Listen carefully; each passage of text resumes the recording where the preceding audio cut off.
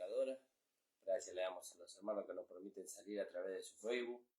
Y bueno, gracias le damos al Señor por un día más de vida, un día de mucho calor, pero bueno, gracias al Señor que nos guarda en salud, nos protege de todo mal. Saludamos a los hermanos que nos escuchan, a nuestro amado Pastor Ramón Encina, a los hermanos de la Iglesia del Señor Jesucristo, nuestra amada iglesia, que tiene días de reunión los días jueves y sábados a las 19 horas y los días domingo a las 10 de la mañana. También les recuerdo los días y los horarios del programa del pastor. Él está los días lunes, miércoles y viernes de 9 a 10 de la mañana y el día lunes de 11 a 12 del mediodía. Y nosotros estamos los lunes de 10 a 11 y los viernes de 13 a 14 horas. Gracias le damos al Señor por eso. También usted puede ver las predicaciones, tanto de la radio como los cultos, a través de la página de YouTube. La página de YouTube de la iglesia es La Última Trompeta, Pastor Ramón Encina. Le invitamos a que usted ponga su me gusta, comparta y se suscriba para que cada vez que una predicación se suba, usted pueda ser avisado y pueda participar de la palabra del Señor.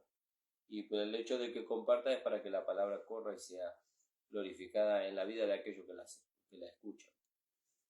También tenemos el YouTube de la Última Trompeta Filial Rey del Pino. También le invitamos que pueda suscribirse y compartir, dando su me gusta. Eso nos ayuda tanto en las dos páginas para poder crecer y para que la palabra alcance a otras personas que tal vez no conocemos, que tal vez no tenemos alcance físico, pero por ahí tenemos alcance a través de la página de YouTube, hermanos. Gracias le damos al Señor por eso. Gracias le damos al Señor porque Él está siempre con nosotros. Gloria a Dios. Pero Él está en todo momento. Gracias, En todo Señor. momento, tanto en el momento de la felicidad como en el momento de la angustia. Siempre está el Señor ahí. Pero dice la palabra del Señor, aunque tu padre y tu madre te dejaren, yo con todo te recibiré, dice el Señor. Y Él está con nosotros todo el tiempo, hermano. Gracias le damos al Señor. Y bueno, como siempre estoy con la compañía de mi esposa, de mi hijo Timoteo.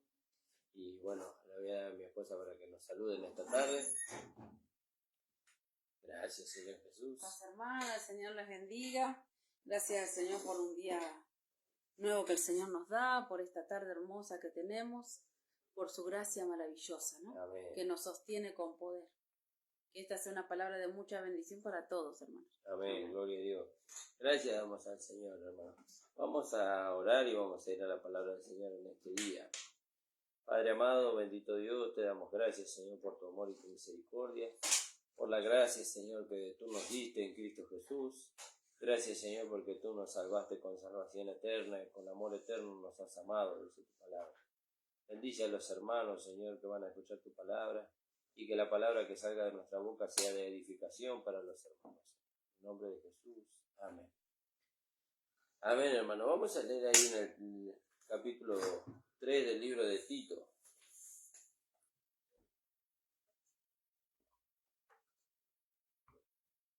En el capítulo 3 del libro de Tito, y dice así la palabra del Señor. Primero hay una instrucción ahí, ¿no?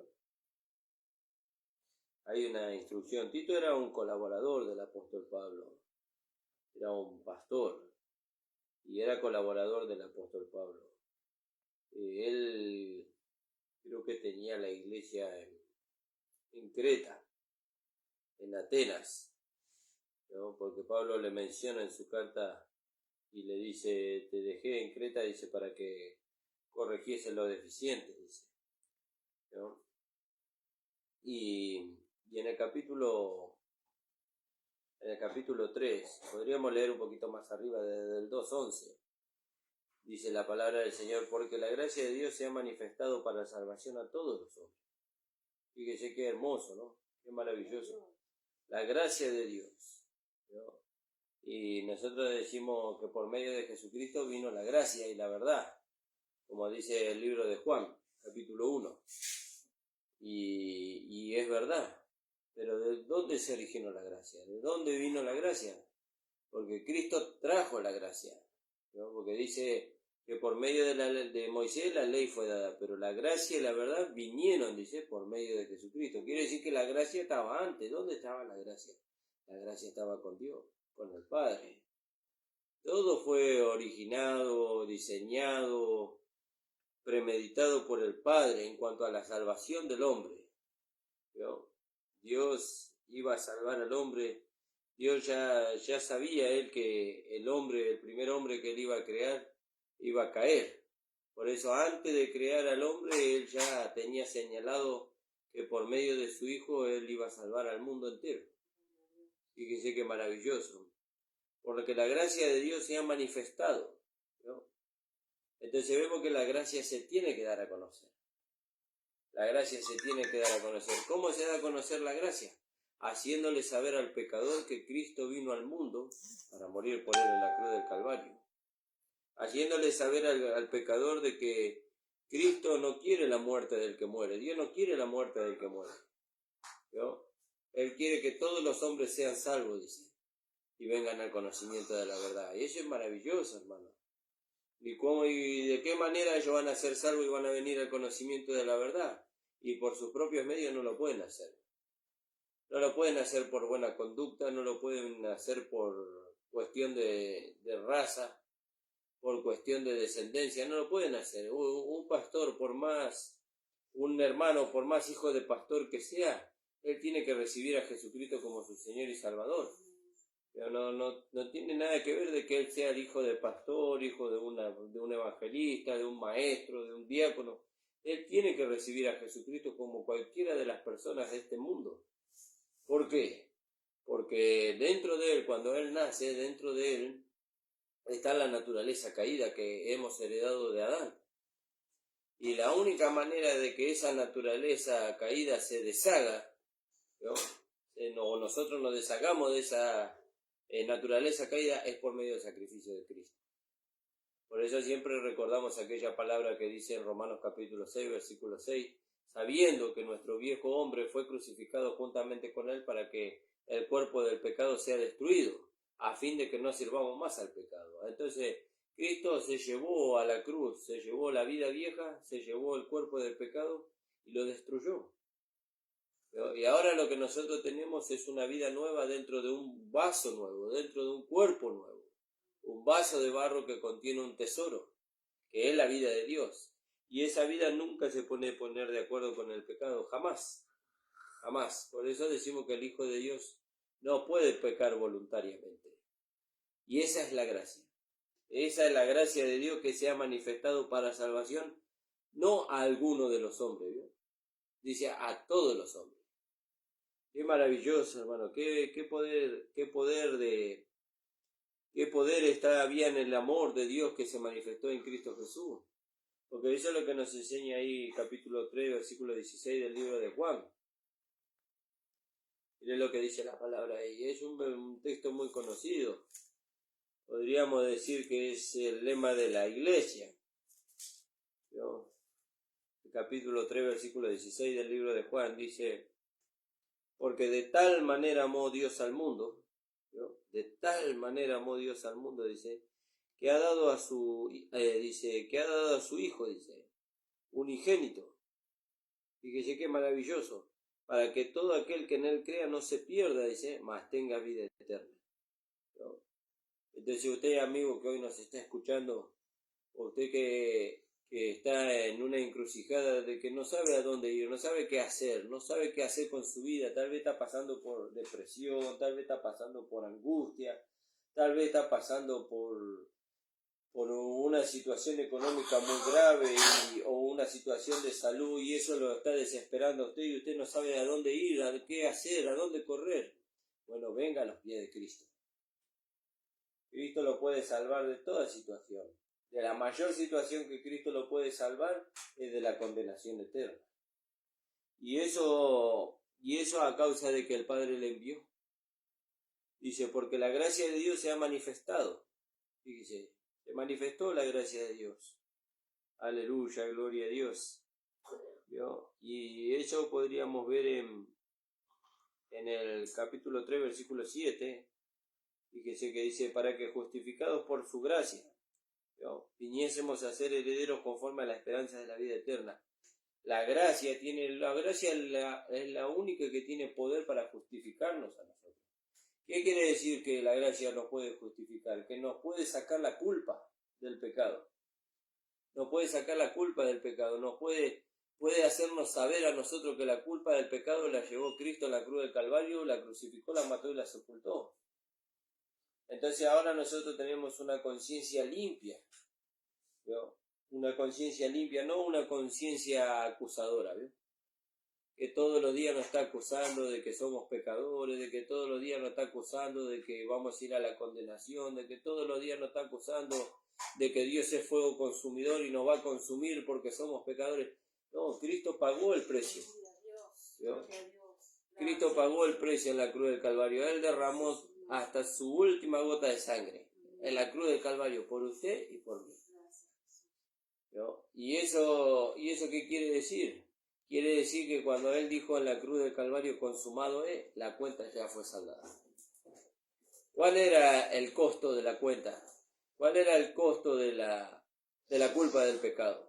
Y la palabra dice que en la ley decía que aquel que pecare tenía que morir irremisiblemente. No había solución. ¿No? También dice la palabra de que sin derramamiento de sangre eso no se hace remisión de pecado. No se justifica al hombre sin derramamiento de sangre. Por eso la palabra del Señor en el libro de Romanos, en el capítulo 4, en el versículo 25, dice que Él murió por nuestros pecados. ¿No? Él murió por nuestros pecados. Pero, dice, no quedó en la tumba. ¿Vio? Qué maravilloso. Eso es lo más maravilloso. ¿Es maravilloso que Él haya muerto por nuestro pecado? Amén, gloria a Dios. Pero no quedó en la tumba. Dice que Él murió por nuestros pecados, pero resucitó también para nuestra justificación. La garantía de que nosotros fuimos justificados delante de Dios no es solamente que Cristo haya muerto y haya derramado su sangre, sino que Él haya resucitado. ¿Por qué? Y bueno, para explicar eso, tendríamos que ir al Antiguo Testamento. Entonces dice que en el pueblo de Israel estaba el sumo sacerdote.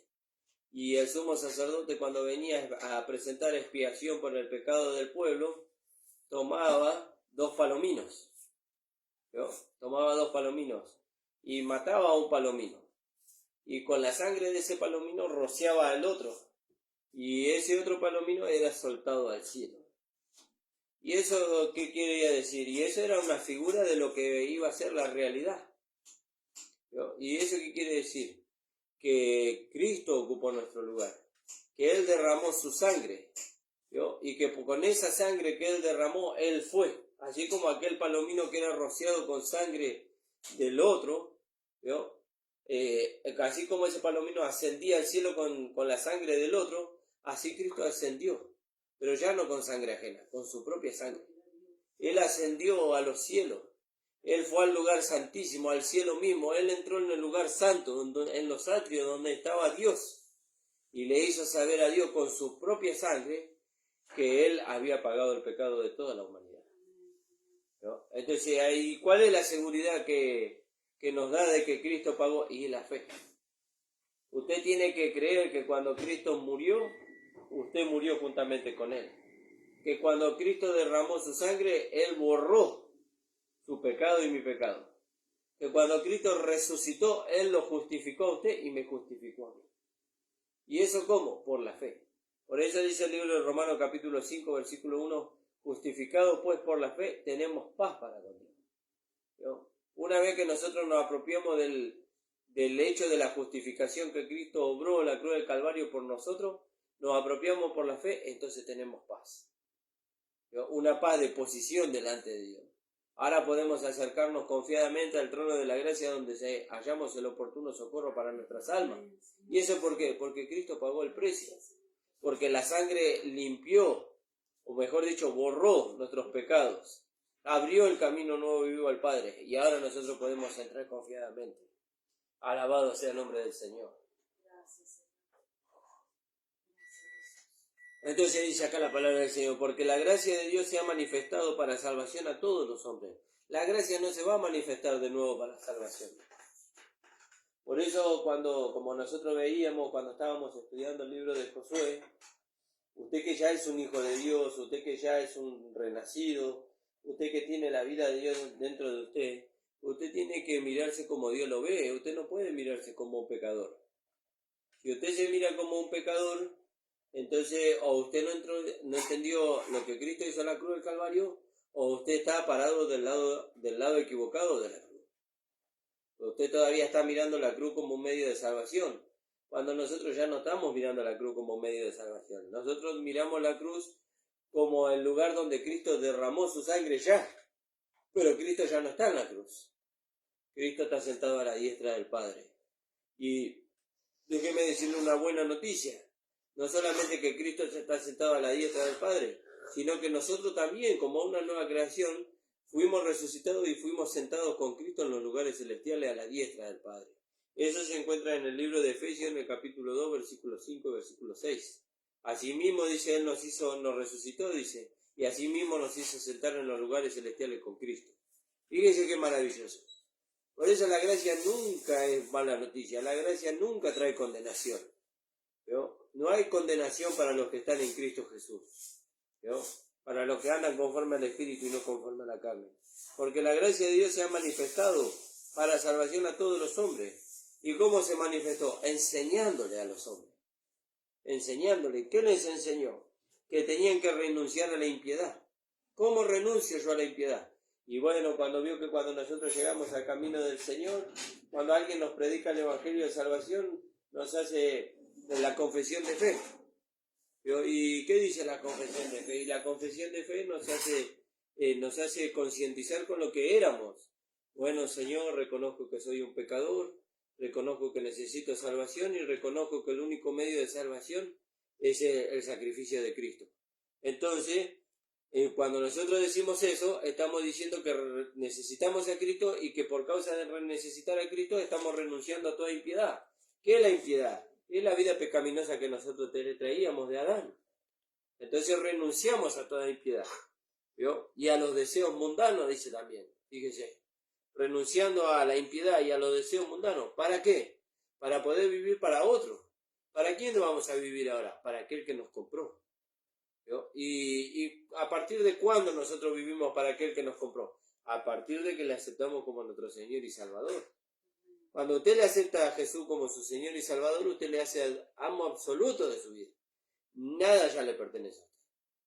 Usted no puede decir, bueno, mi alma le pertenece al Señor, mi espíritu le pertenece al Señor, pero con mi cuerpo yo hago lo que yo quiero. No. O le entrega todo al Señor o no le entrega nada. Y entonces, porque el Señor cuando pagó el precio y dijo consumado es, Él lo hizo por todo. Por nuestro espíritu, por nuestra alma y por nuestro cuerpo. Él lo compró todo en la cruz del Calvario. Fíjese. Entonces dice, enseñándonos que renunciando a la impiedad y a los deseos mundanos, ahora hay otra manera de vida. Hay otra forma de vida. ¿Cuál es la forma de vida que el Señor nos ofrece? Una para que vivamos, dice, para que renunciando a la impiedad y a los deseos mundanos, vivamos en este siglo, en este mundo, ¿no? En este tiempo, sobria, ¿no? ¿Qué es una persona sobria? Bueno, podemos tomar los dos términos de la palabra sobria. Por un lado es una persona seria, pero por el otro lado una persona sobria es una persona que no se embriaga, ¿no? Y entonces, ¿y con qué se puede embriagar el cristiano? Y la palabra dice, no se embriaguéis con vino, dice, en lo cual hay disolución.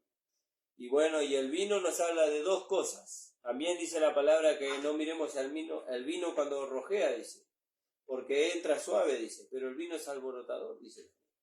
¿No? Entonces el vino nos habla de dos cosas. El vino nos habla del mundo y de su forma, ¿no? Que nos saca de nuestra realidad. ¿Y cuál es nuestra realidad? Nuestra realidad es Cristo. Nuestra realidad es que somos una nueva creación en Él.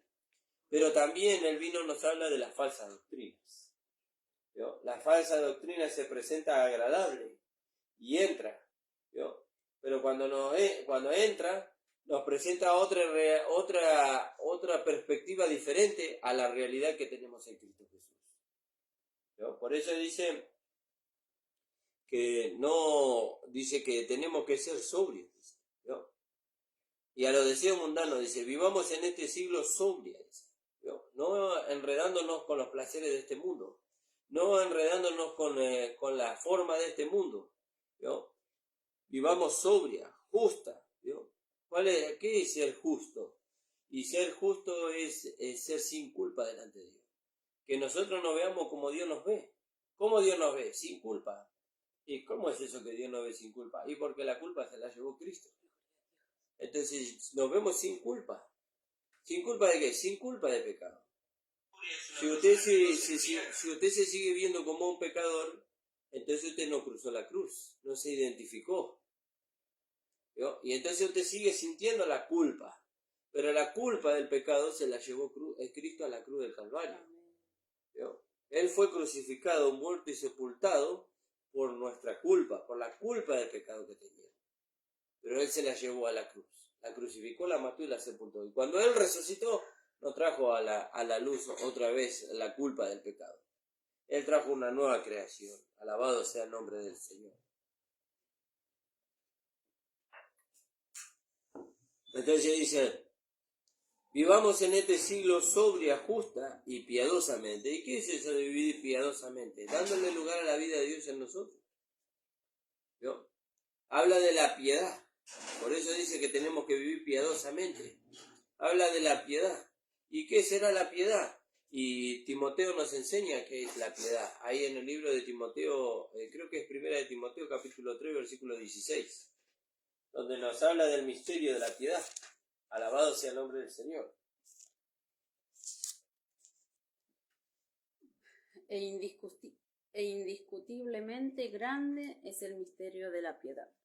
Dios fue manifestado en carne, justificado en el Espíritu, visto de los ángeles, predicado a los gentiles, creído en el mundo, recibido arriba en gloria. Dios fue manifestado en carne. ¿Dónde se manifestó Dios? En la persona de su Hijo.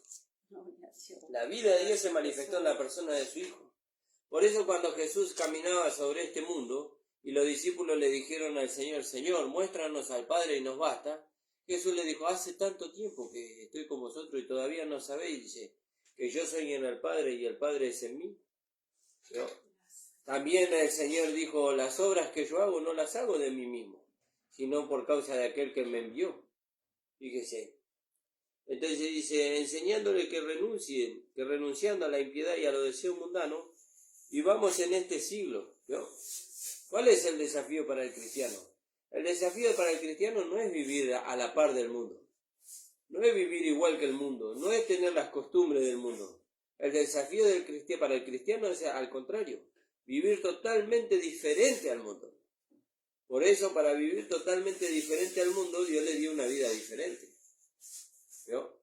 Dios le dio una vida diferente. ¿Y qué vida le dio Dios? Le dio su vida.